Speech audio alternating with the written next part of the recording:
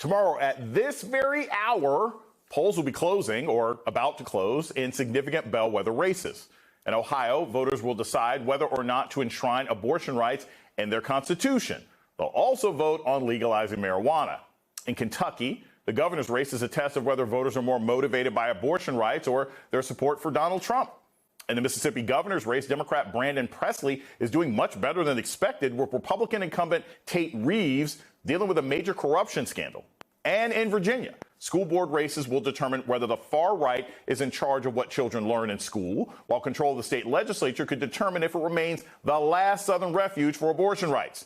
Joining me now to discuss is MSNBC correspondent Shaq Brewster, who is in Lexington, Kentucky. Shaq, great to see you. Love the jean jacket sort of action thing you got going on. That's great.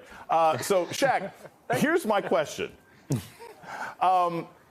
I think that this race in Kentucky is way more important than sometimes the attention being put into it. But it's interesting because it doesn't seem like it's ever been all that close. What is it like on the ground? Are people nervous? Are Democrats nervous? Are Daniel Cameron's people saying they think they've got some hidden silent majority there? Because most of the numbers that I've seen suggest that Andy Beshear is going to get reelected. Well, Jason, you said the word nervous, and that is the same word that I'm hearing from voters on the ground on both sides of this. When you talk to the campaigns, they both say that they're feeling good, but they both acknowledge that the result will be close. You're hearing that from Andy Beshear's campaign. He just wrapped up an event here in Lexington. He's having another one in Louisville later tonight. A big crowd here. He says he's feeling good. They feel like they're seeing positive indicators.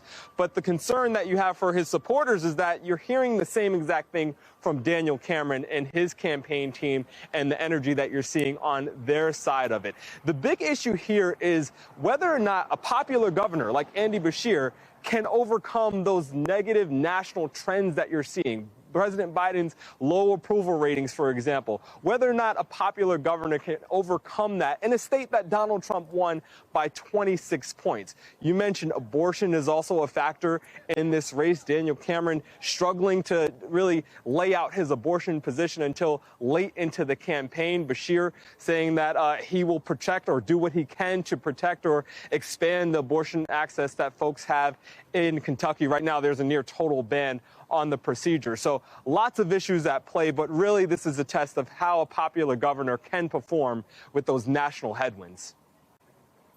Two quick questions about Ohio. You've got abortion on the ballot. You've also got marijuana on the ballot. Which one do people seem to think is driving voters more?